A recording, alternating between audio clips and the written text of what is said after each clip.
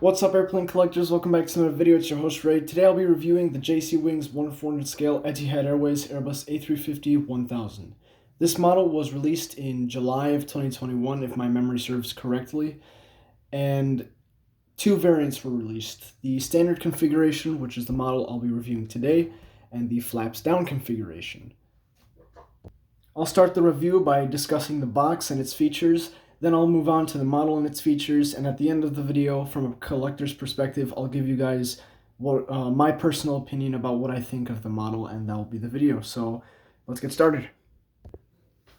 So the box is large in terms of most 1/400 scale aircraft boxes, sitting at 19.5 centimeters long, 19.5 centimeters tall, and 5 centimeters wide. So it's moderately sized. I'll now show you around the box. So here's the front of the box. Here's the bottom of the box. Right side. Top. Left side. Here's the back. Take a moment to read this if you'd like to. And here's the model, and personally I think it looks beautiful. Let's talk some specifications first. From the tip of the nose to the APU back here, the model is 18 centimeters long. Wingspan is looking at about 16.2 centimeters, and from the tip of the tail to the ground, it's 4.5 centimeters tall.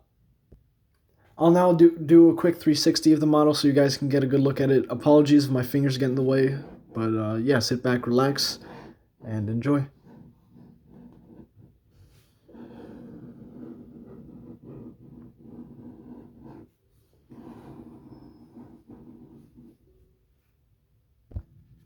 Now I'll begin the in-depth analysis portion of the video, so sit back, relax, and enjoy.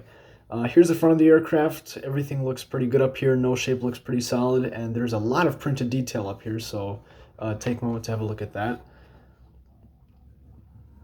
Rest of the fuselage looks really good. All the printing looks pretty accurate. In terms of base paint, the solid light beige color you see here, it's pretty sparkly, which I'm not sure how accurate that is. Personally, I'm not a huge fan of it, but it's barely noticeable, so just do what you want with that information. And here's the tail. Sorry, I meant the rear fuselage. Here's a good look at the tail. Looks pretty good. I really like the way that the printing is done. So I'll rotate the model to the other side. Here's what the other side of the tail looks like. And here's the right side of the fuselage, so just take a moment to observe this as I pass it through. I won't provide much commentary since it's virtually identical to the left side. Let's discuss the wings for a bit. The wings are pretty solid. There's a decent amount of printed detail on them, and oh my goodness, I just realized I didn't really clean the wings properly. And by the way, if you guys hear a car horn, I apologize. Someone's car horn is going off. Yeah, a decent bit of engraved detail, kind of hard to see with the naked eye at first glance, but if you're in the right settings, you can pretty easily see it. Looks pretty good. And bottom of the wing, not very detailed, but that's really nothing to complain about. It still looks pretty solid. Here are the wingtips, by the way. Wingtips look fantastic. I didn't notice any paint scratches. Sorry about the camera focus. No paint scratches. Here's what they look like on the inside. I believe the outside paint of the wingtip is a little darker than the inside. I'm not sure how accurate that is, but it seems normal to me. Forgot to mention that on the bottom of the left wing, the registration of the aircraft can be seen, so that's pretty nice. Here's another view of the rear section of the aircraft. This is mostly so you can get a good look into the APU. Everything looks fine back here, and there's even a little hole where the APU is, so extra detail points on JC Wings for that. Here's a pretty horrible looking attempt at showing you the bottom of the aircraft. Pretty detailed down here as well. Logos line up fine. There's the display stand hole cutting into the Etihad logo. But aside from that, everything looks to line up properly. Including the paint placement here, everything looks to line up. There's no really issues whatsoever, so that's pretty nice. Here's the top of the aircraft. A lot of, well, not a lot, but a decent bit of printed detail as well. Also looks pretty solid. Paint lines up just fine. No complaints really, it looks really good. Something I'd like to discuss briefly, the engines. The engines look pretty nice. A lot of printed detail on them. No twisting with the pylons or anything. They're mounted correctly. Here are the fan blades. Yeah, they don't spin. They're glued in place. And here's the other engine, by the way, if you want to have a good look at that. Yeah, pretty nicely done.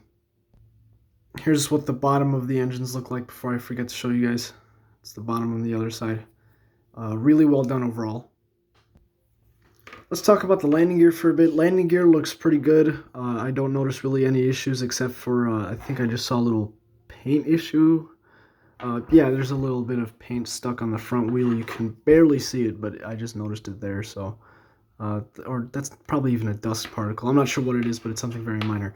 Wheels roll just fine. That's the front gear. Here's the main landing gear.